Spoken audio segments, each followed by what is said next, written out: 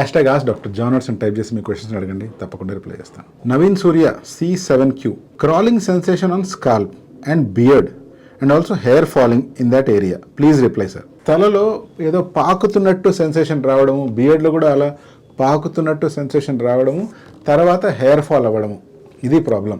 ఇటువంటి పెరస్థీషియాస్ తలలో అవ్వడం కొన్ని కండిషన్స్ ఉన్నప్పుడు జరుగుతుంది. ఫర్ ఎగ్జాంపుల్ డాండ్రఫ్ కానీ లేదా ఫాలిక్యులైటిస్ కానీ మీకు ఉందనుకోండి, తలంతా ఒక రకమైన టింగింగ్ సెన్సేషన్ వస్తూ ఉంటుంది. అంతేకాకుండా ఇచ్చింగ్తో పాటు బర్నింగ్ కూడా అనిపించే ఛాన్స్ ఉంది. ఇవన్నీ ఒక ఎత్తు అయితే దీని తర్వాత మళ్ళీ హెయిర్ ఫాల్ కూడా ఎక్స్పీరియన్స్ చేస్తాము. ఇంకొక ప్రత్యేకమైన కండిషన్ ఉంది, అదేంటంటే టీనియా క్యాపిటిస్ లేదా స్కాల్ప్ మీద వచ్చే ఫంగస్. ఈ టీనియా క్యాపిటిస్కి ఇంకో తమ్ముడు కూడా ఉన్నాడు, అదే టీనియా బార్బే. అంటే ఇది బియర్డ్కి వచ్చే ఫంగస్.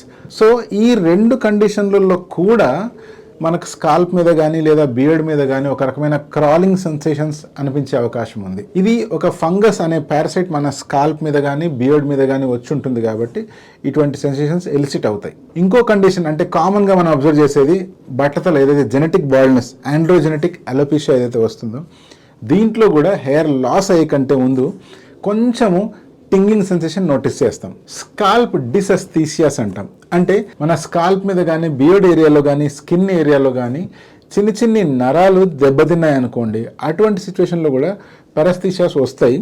ఇలాంటి టింగ్లింగ్ సెన్సేషన్ కానీ బర్నింగ్ సెన్సేషన్ కానీ వచ్చే ఛాన్సెస్ ఉన్నాయి. ఫైనల్గా డెమోడెక్స్ మైట్స్ అని కొన్ని రకాల మరీ చిన్నని పురుగులు ఎప్పుడైతే మన స్కాల్ప్ మీద చేరుతాయో లేదా బియర్డ్ ఏరియాలో చేరుకున్నాయో అప్పుడు కూడా ఇటువంటి క్రాలింగ్ సెన్సేషన్ వచ్చి హెయిర్ ఫాల్ అయ్యే ఛాన్స్ ఉంది. జస్ట్ ఫోటో చూసి కానీ లేకపోతే జస్ట్ మీరు చెప్పే కామెంట్ని చూసి దీనికి ప్రాపర్గా ట్రీట్మెంట్ ఇవ్వడం అనేది కుదరదు. ఎందుకంటే ఇన్ని రకాల కండిషన్స్లో మీరు ఏ కండిషన్ వల్ల ఇబ్బంది పడుతున్నారు అనేది డైరెక్ట్గా మిమ్మల్ని చూస్తేనే అర్థమవుతుంది.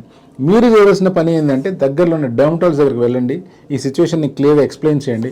వాళ్ళు మీకు టెస్ట్ చేసేటప్పుడు వీటన్నిటిని మైండ్లో ఉంచుకొని స్టెప్ బై స్టెప్ ఒక్కొక్క దాన్ని రూల్ అవుట్ చేసుకుంటూ ఫైనల్గా డయాగ్నోస్ చేసి దానికి కావాల్సిన ట్రీట్మెంట్ అందిస్తారు. అండ్ ఇలా లాస్ అయిన హెయిర్ని సాధ్యమైనంత వరకు సంపాదించుకోవచ్చు.